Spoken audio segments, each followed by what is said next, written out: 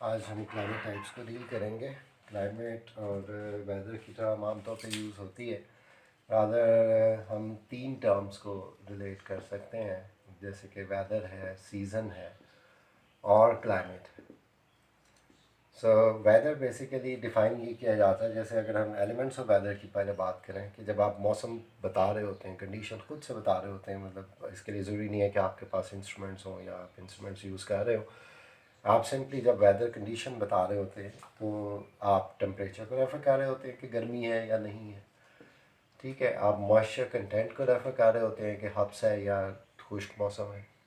Cloudiness को भी refer किया जा रहा होता है कि सनी है या क्लाउडी।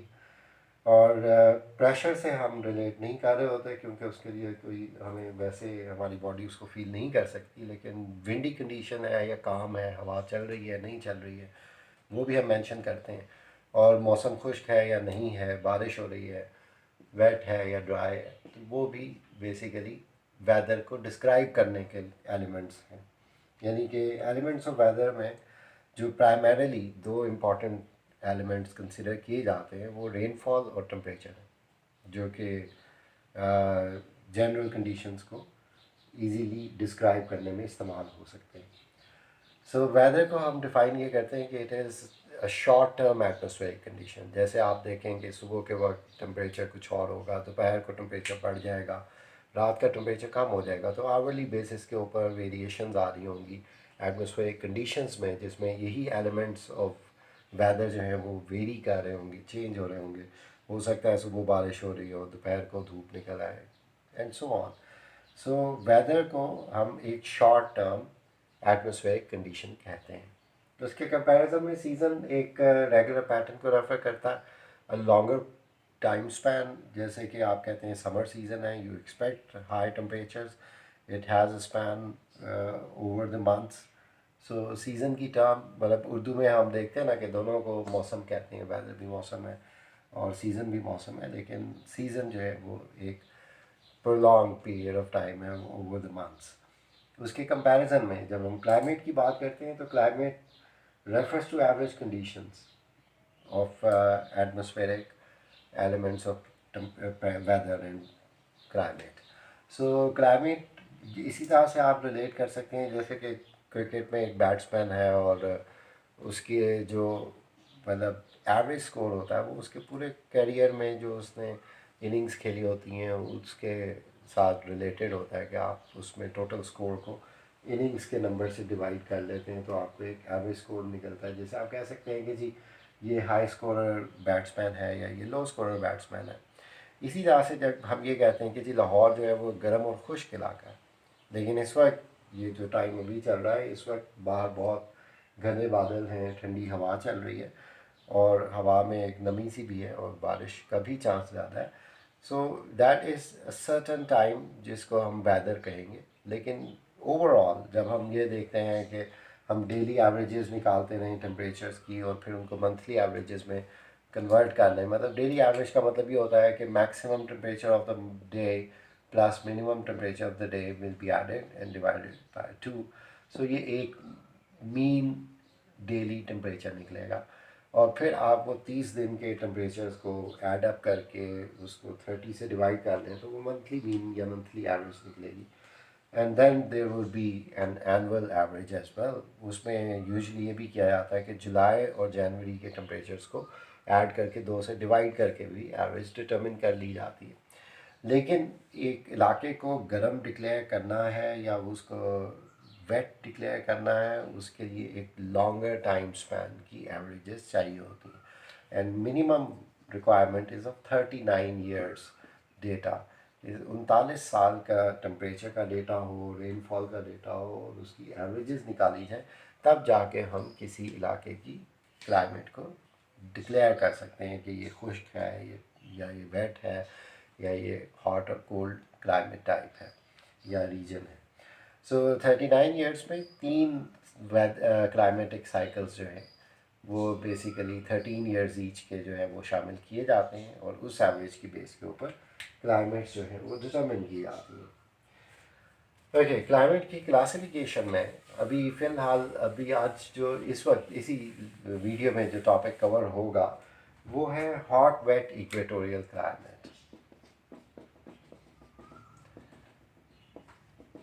ठीक है, इसमें आप देखें, जो लोग एनवायरमेंटल साइंस पढ़ते हैं या बायोलॉजी वगैरह पढ़ते हैं वो इकोसिस्टम्स और बायोम्स पढ़ते हैं, और उसमें भी ऐसा यही टर्म यूज़ हो रही होती है, equatorial rain forest. Hot wet equatorial climate, जब क्लाइमेट का वर्ड आया तो आप देख रहे हैं कि इसमें वही दो मेजर एलिमेंट्स जो हैं वो यहाँ पे डिस्कस होंगे, और वही इसको इसके मेन करेक्टरिस्टिक्स हैं। नंबर वन, ये गर्म इलाके की क्लाइमेट है। दूसरा वेट है, यानी कि ज़्यादातर बारिशें इस इलाके में या इस क्लाइमेट टाइप में आकर करती हैं। सो आपके कोर्स में, यानी कि इस PMS का, पंजाब का जो कोर्स है, उसमें जो क्लाइमेट टाइप शामिल है उसमें हॉट वेट इक्वेटोरियल क्लाइमेट, उसके बाद सेकंड जो है वो मॉनसून क्लाइमेट टाइप है। Number three is Mediterranean type of climate. Four is desert type climate. तो ये चार क्लाइमेट टाइप्स हैं जो आपके कोर्स में शामिल हैं, और अगर आपने इनको गो थ्रू करना, बेसिकली ये ज़्यादा फैक्ट बेस्ड टॉपिक है, इसमें फैक्ट्स एंड फिगर्स आपको ज़्यादा नरेट करने हैं। सो ये आप करेंटली अगर आपके पास बाजवा की किताब अवेलेबल है तो यहाँ उसमें ये दोनों, ये चारों की चारों क्लाइमेट टाइप्स मेंशन हैं। उसके अलावा अगर आपके पास बाजवा की अवेलेबल नहीं है तो आप सॉफ्ट कॉपी में गो चेंग की किताब जो है, गो चेंग लियाओंग की, उसको रेफ़र कर सकते हैं। और अगर आपके पास अवेलेबल नहीं है तो मैं आपको प्रोवाइड कर सकता हूँ, मेरा नंबर व्हाट्सएप नंबर दिया होगा वीडियो पे, आप उस पर कांटेक्ट करके मुझसे ये बुक मंगवा सकते हैं। Okay, hot wet equatorial climate. अब इस क्वेश्चन को अटेम्प्ट कैसे करना है, सबसे पहली बात यहाँ पे ये रेफ़र की जाएगी कि इसमें थोड़ा सा इंट्रोडक्शन देंगे। और जब आपने टेम्परेचर के चैप्टर्स पढ़े, हॉरिजॉन्टल डिस्ट्रीब्यूशन ऑफ टेम्परेचर, उसके बाद हमने मॉइस्चर का चैप्टर पढ़ा, उसमें प्रेसिपिटेशन का एक सब हेडर था, और उसमें सब हेडर में आपने देखा कि इक्वेटोरियल एरियाज़ पे मुख्तलिफ़ तरीक़ों से बारिश होती है। कन्वेक्शनल रेनफॉल भी है, डेली बेसिस के ऊपर एक वार्म करंट राइज करती है हीटिंग की वजह से, और उसकी वजह से क्लाउड्स फॉर्म होते हैं और बारिशें होती हैं।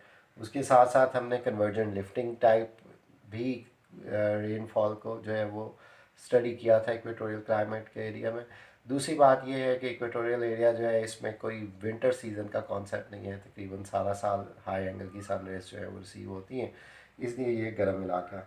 लेकिन जैसे हम से ट्रॉपिकल, सेमी ट्रॉपिकल या सब ट्रॉपिकल रीजन से बिलोंग करते हैं, और यहाँ पे जैसे लाहौर में टेम्परेचर 40s को क्रॉस कर जाता है, लेकिन इक्वेटोरियल जो डेली टेम्परेचर है वो इतना ज़्यादा आपको वेरी करता हुआ नज़र नहीं आएगा, या बहुत ज़्यादा एक्सट्रीम नहीं होगी।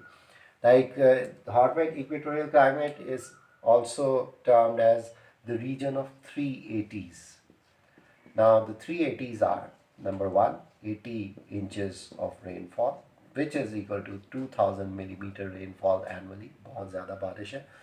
उसके बाद 80 degree Fahrenheit temperature, which refers to 27 degree centigrade. तो 27 डिग्री सेंटीग्रेड को इतना हाई टेम्परेचर नहीं है। वही बात है कि जो मॉइस्चर है यहाँ पे, which is 80%, and that makes the third 80 of this climate type.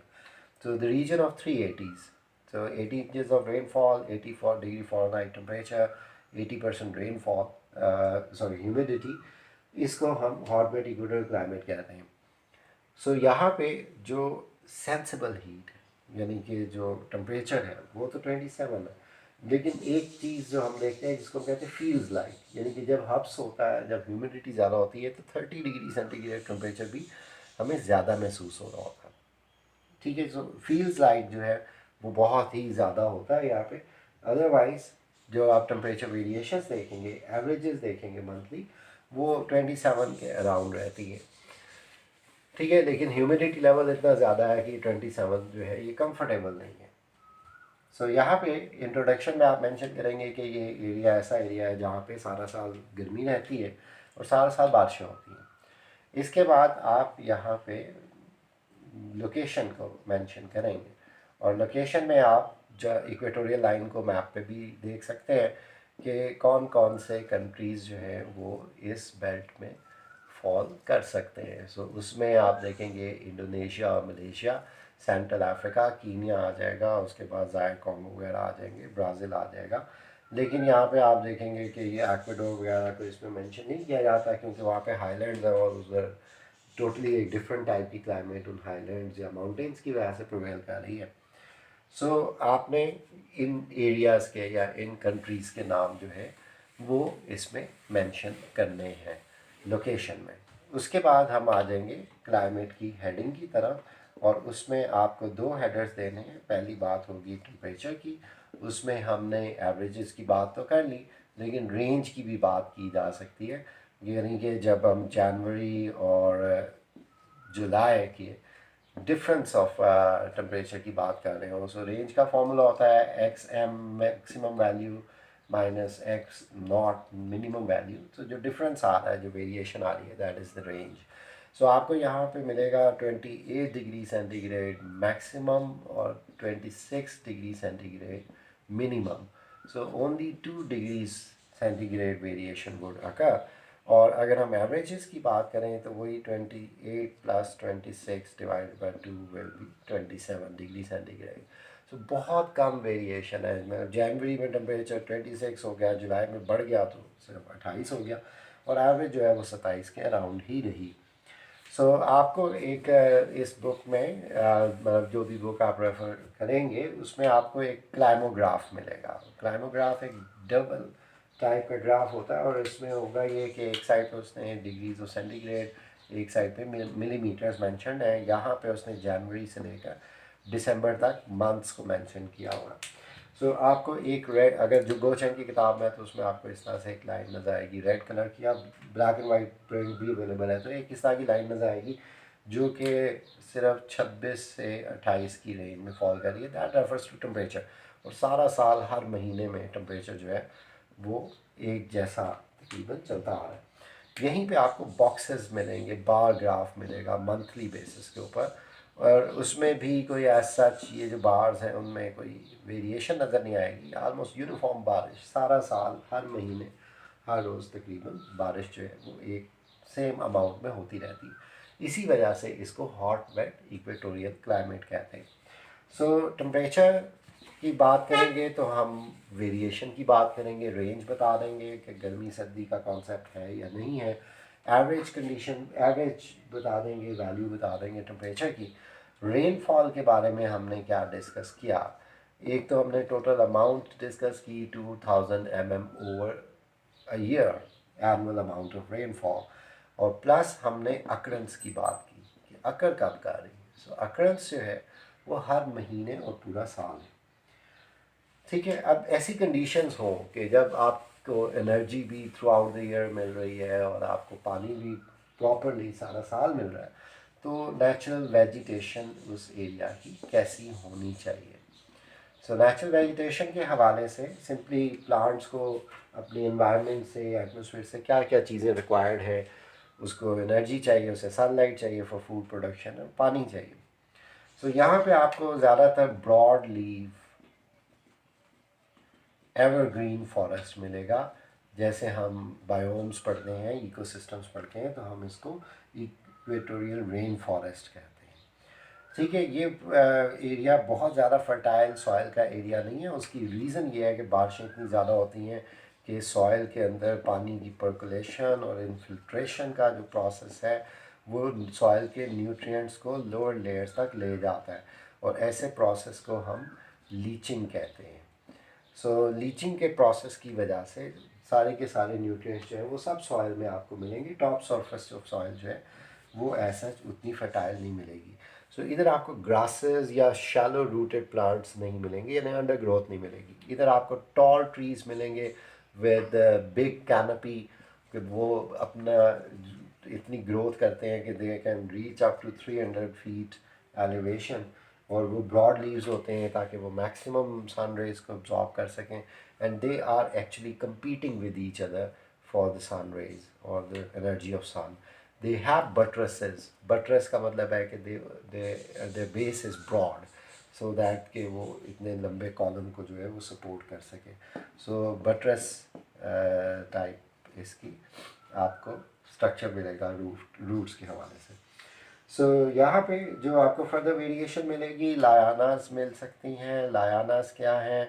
Creepers हैं जो कि इन्हीं के ऊपर ग्रो कर जाती हैं और इन्हीं से हैंग करके जो है वो फूड लेती हैं, कुछ पैरासाइटिक हो जाती हैं। और इवन के आपको यहाँ पे कार्निवोरस प्लांट्स भी मिलेंगे, जैसे पिचर प्लांट है जो कि नीचे ही ग्रो करता है लेकिन अपना न्यूट्रिएंट जो है वो इंसेक्ट्स वगैरह से ले लेता है।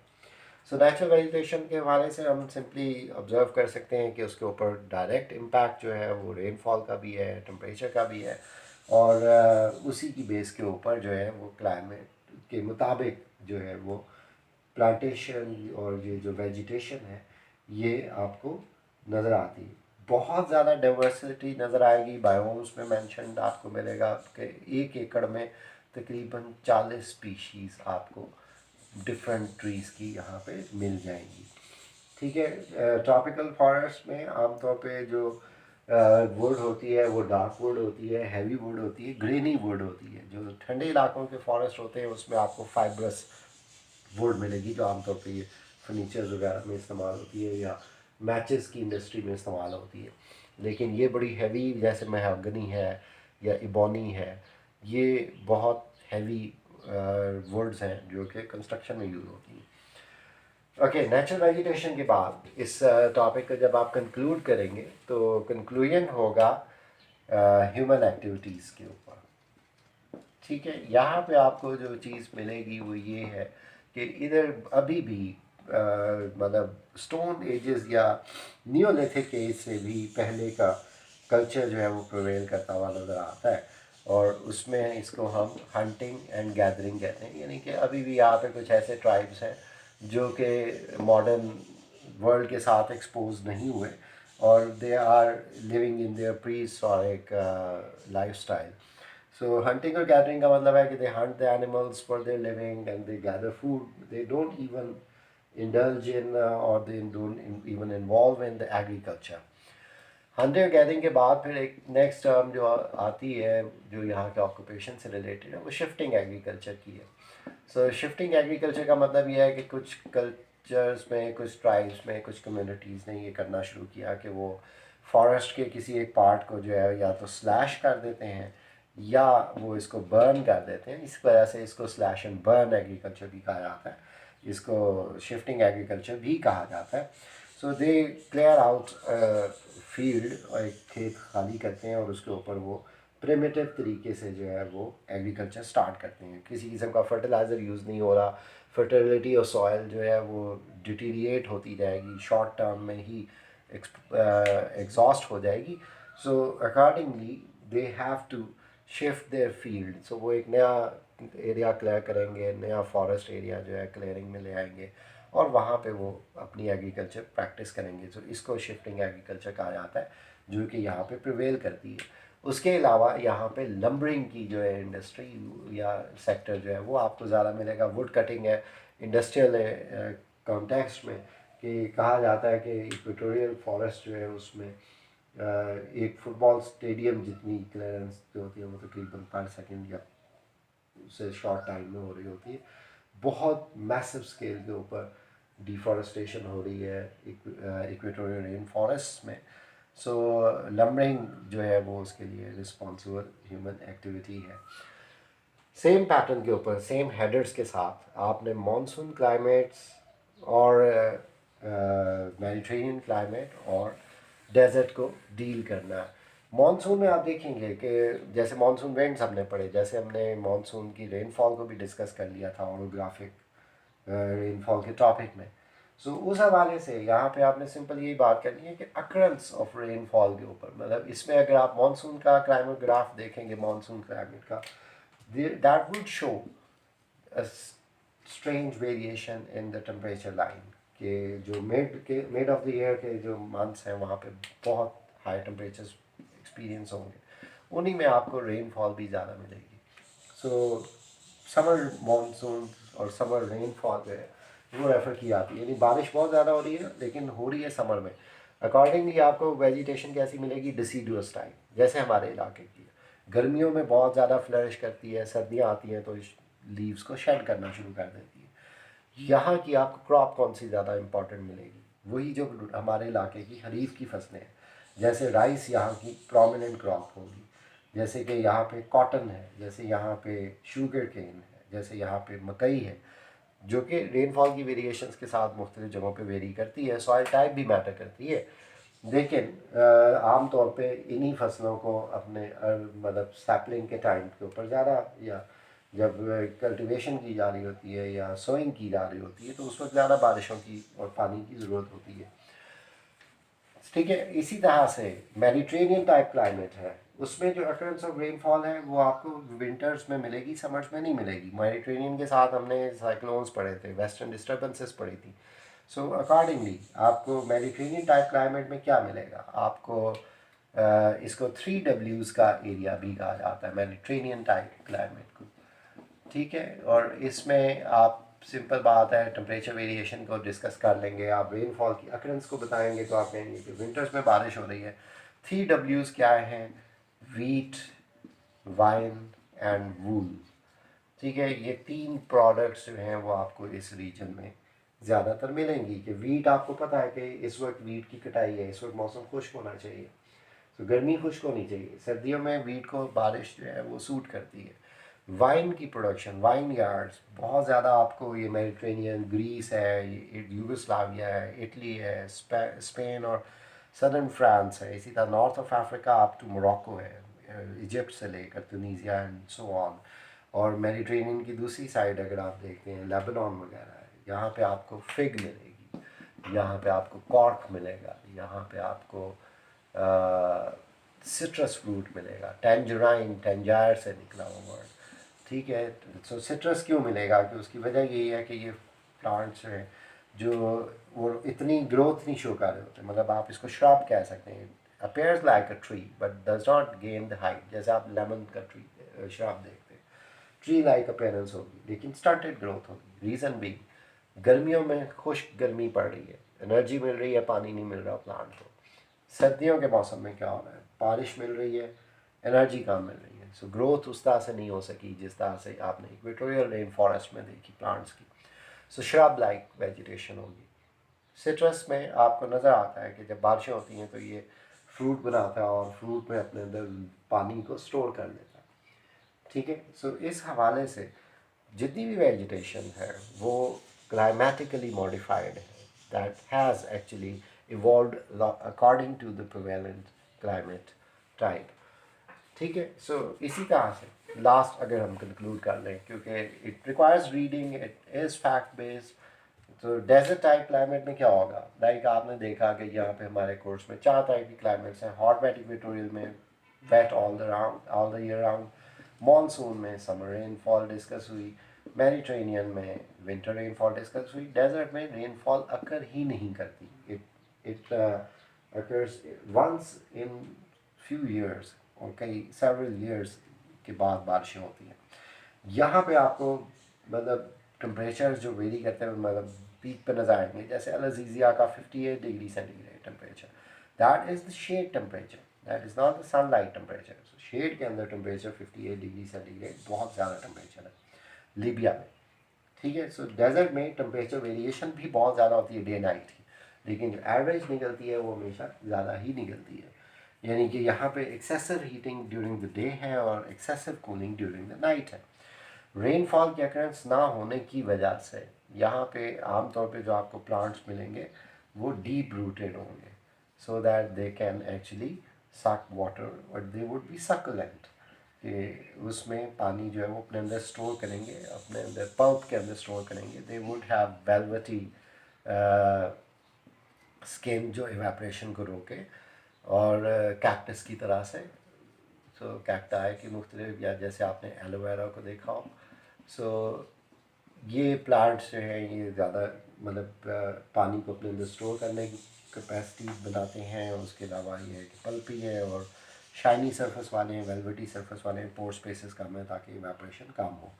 यहाँ पे आपको जो ह्यूमन एक्टिविटीज़ मिलेंगी उसमें आमतौर पे लोग जो हैं वो कारवान ट्रेडर्स हैं, या वो मिनरल्स से रिलेटेड इंडस्ट्री से एसोसिएट हो चुके हुए।